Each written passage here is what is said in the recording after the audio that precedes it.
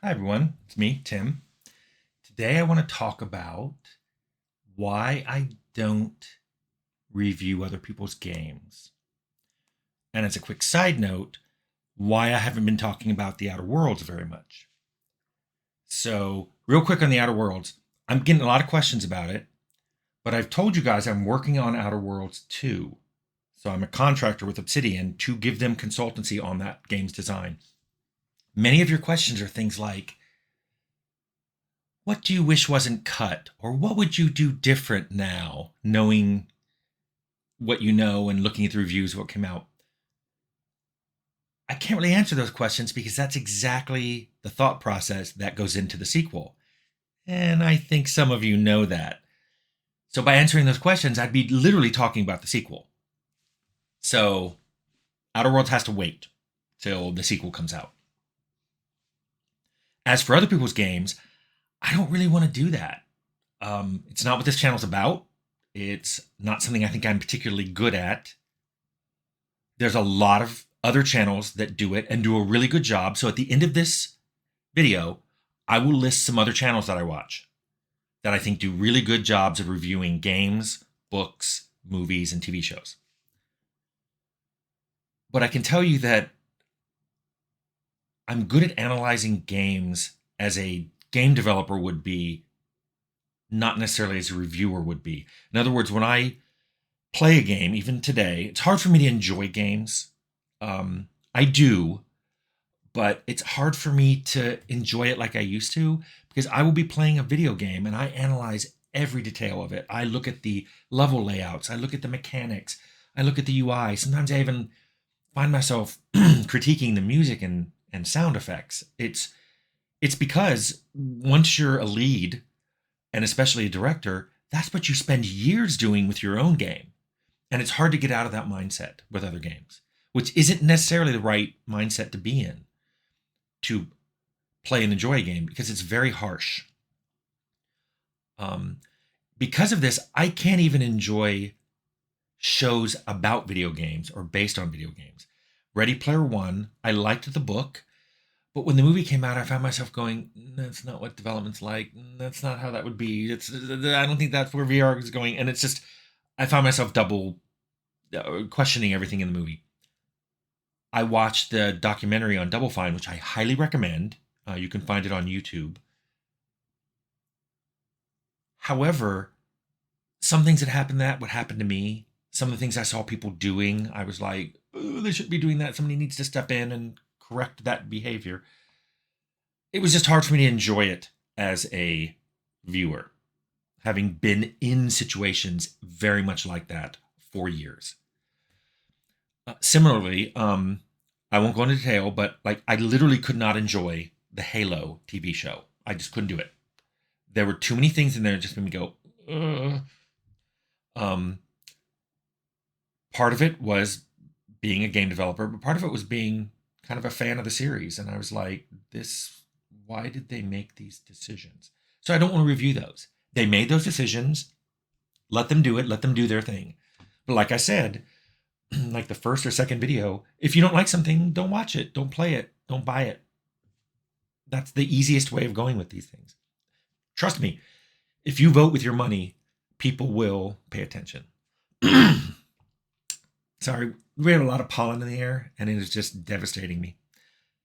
So, a side effect, by the way, of me analyzing stuff is I was very good for most of my career at playing what are called gray box levels. Early on in development, you often put together a gray box level.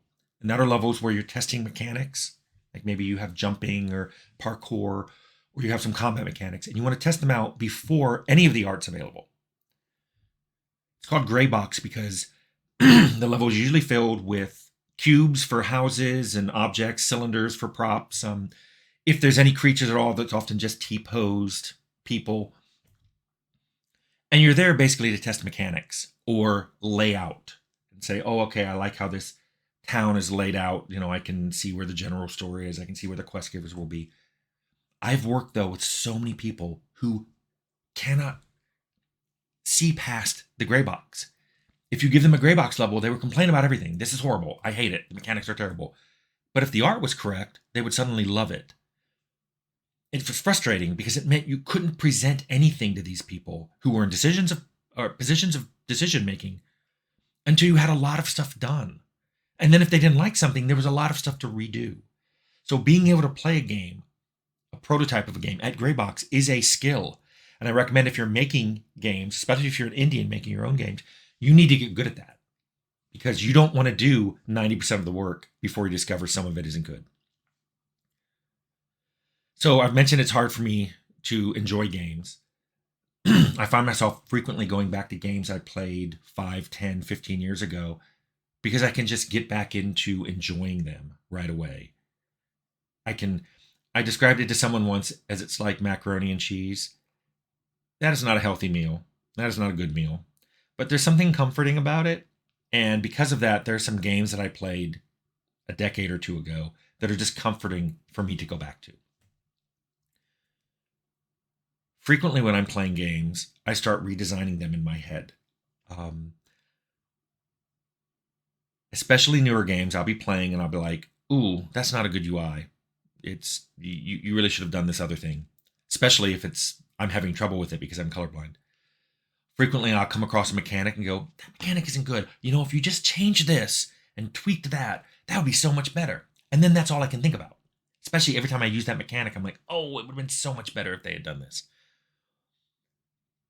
I frequently do that with games that offer bonuses, perks, advantages, whatever they call them. I always go, "Oh, I wouldn't have done prerequisites like this, or I would have made this one a prerequisite for this one, so you have to buy them in order." Even recently, I found myself just taken out of a game because of its sound effects. There was a game I was playing and I stealth killed someone, and the sound effect was so dumb.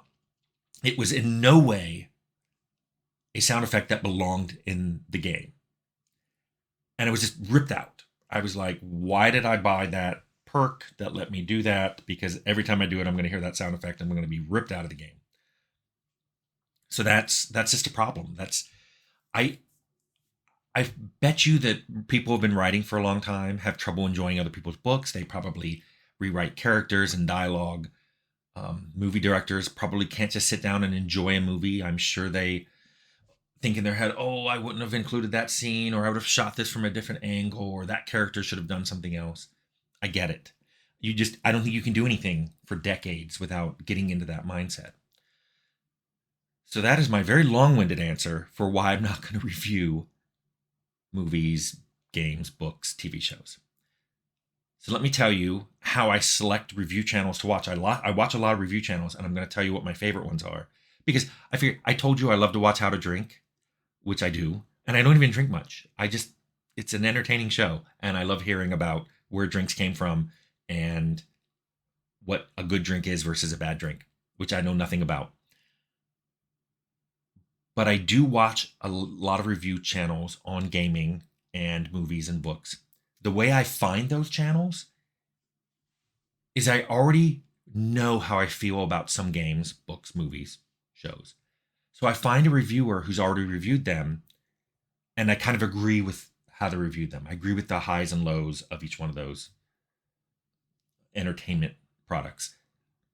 And then I feel like, okay, I can trust this person when they tell me about something I haven't seen or had played or read or watched, that I'll probably have the same opinion.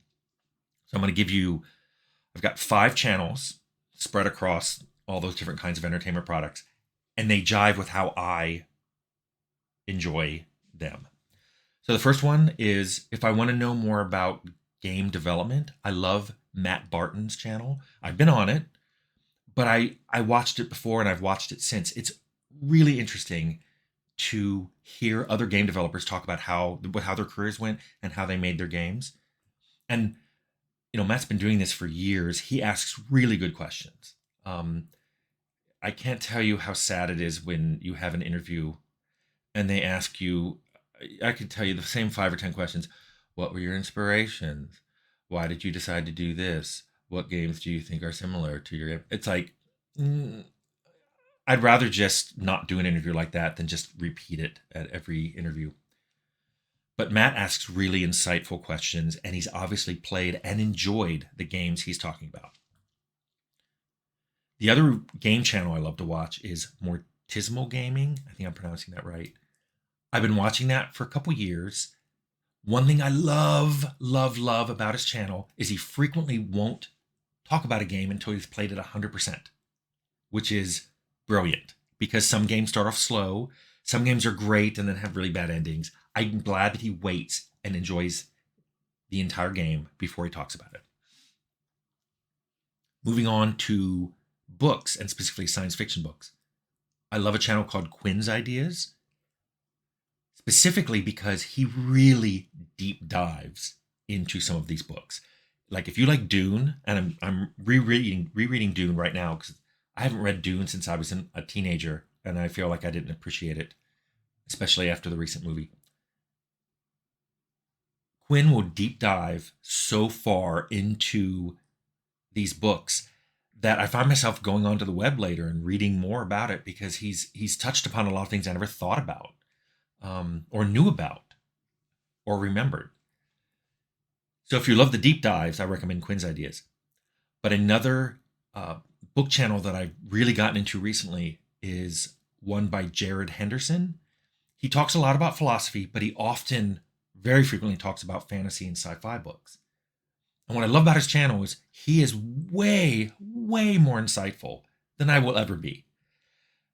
The man can think, but he also is really good at explaining his thought process. It's not pretentious in any way. He's incredibly well educated, but the channel is by no means pretentious. When he does lists of like his favorite fantasy or sci-fi novels, I find that I've read most of them and I agree with what he's saying. So I immediately write down the books that he likes that I haven't read because I know I'm going to like them. And then finally, for movies and TV shows, it took me a long time to find a reviewer who paralleled my own thoughts. I would frequently watch a reviewer and then he'd love some movie that I hated, or hated a movie that is one of my favorites. And I'm like, okay. But I finally found a reviewer, Eric Kane. He writes for Forbes, but he has a YouTube channel. And we're not related, even though my family did spell my last name with a K 6 generations ago. What drew me in, he did an Outer Worlds review, and that's where I started watching, and that was 3 or 4 years ago. But what really drew me in is when he started reviewing TV shows and movies, and I went, oh yeah, I like those shows, and he liked them too. And when he doesn't like a show, he will let loose in a way that I probably never would, but he's usually right. I still remember watching the Lord of the Rings TV show and kind of going,